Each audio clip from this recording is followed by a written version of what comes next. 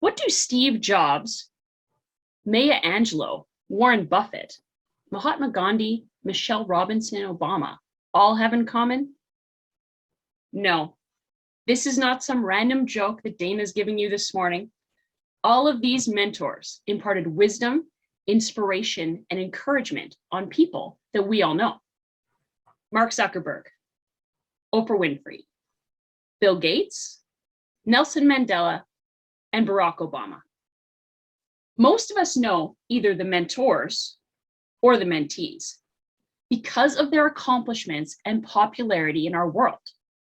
So I ask you, is it popularity that makes a good mentor? Let's think about that for a second. The Kardashians. Huh? Okay. Michael Jackson. Okay, I got it. Octomom. I already have 4 kids and I'm halfway there. Be it she had them all at the same time, but the one thing all of these people have, they're popular. Does popularity make them good mentors? I'm going to leave that up to you. I have learned that anyone can be a great mentor if they encourage and inspire us to be better. This means the potential for all of us here in this room to be a phenomenal mentor is possible. Our potential is endless, especially with the people within our immediate circle. When I originally thought of the word protege, it came with an air of prestige. But when I really started to think about what it meant, I realized that I've been a pupil, a trainee, and a student on many occasions. And the leaders who inspired me were ordinary people with what I viewed to be extraordinary skills and talents. Growing up, I had many families who took on the parent role for me. My mom would be the first to say, "The village raised the child." The cool thing about my experience was I was able to take the best of many families and incorporate that into who I am. I can literally identify positive attributes from this family or that family. And in turn, I've been able to grow into an example and give back to many of those families that took me in.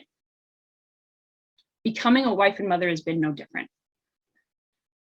When I go out and I ask lots of questions about potty training or issues I'm having with parents or as being a parent to my close friends and families and all my mentors, I ask because I genuinely want to be a good mom. There's days when I know I'm not getting it all right. But the really cool part is I know I'm not getting it all wrong. My Toastmasters experience has also taught me a great deal about mentorship. I had no idea at all what I was getting into, but I'm sure glad that my good friend Alex had encouraged me to join this group. Because of her example, I've met such a diverse group in all of you with your education, experience, and training. I've been awed by the quick wit of Braden and Glenn and have rolled my eyes on many occasions at the random facts of Ken. I've been blessed to have Tammy and Judy as mentors and have had so many of you reach out to me personally and professionally to encourage me to become better. My career is another area where mentorship is super important. When I first started my job, I would obliviously walk in an uncommon direction in our main corridor.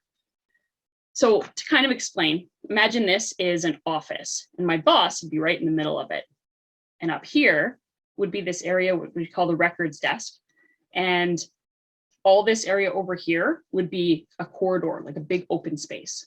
And there was a hallway that I'd walk up. And what I would do is I'd walk up and instead of going straight across to talk to the records desk, I would do this and go around. So this one day my boss turns to me and he says, he calls me, he's like, "Dana, come here." Me? "Yeah, come here."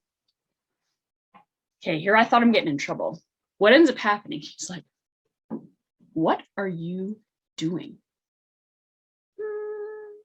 Walking? No, like, why are you doing it that way? And I didn't really know what he was talking about.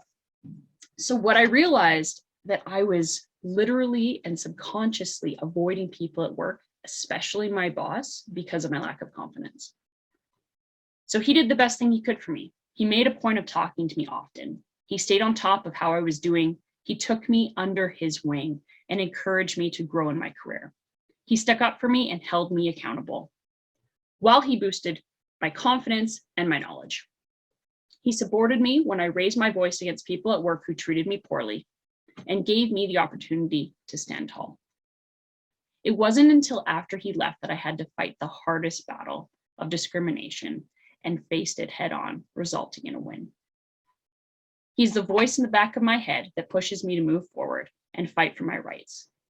He has since done my wedding and has been a mentor of my career and beyond, and I will forever be grateful for the role that he played in my life. I share these stories and examples with you to demonstrate that when it comes to being a mentor, it's not about how popular or important you think you are. It is about what you sincerely offer to those around you. How you make people feel, how you encourage, how you help people pursue their future goals. That's what's really important. Every single one of you have been an example to me in some form or another, and I thank you for that. All of us are watching, seeking, and growing, and the people who encourage us and build us up will live on, because those teaching and lessons become part of who we are, and in turn will leave a legacy that we all pass on. Thank you.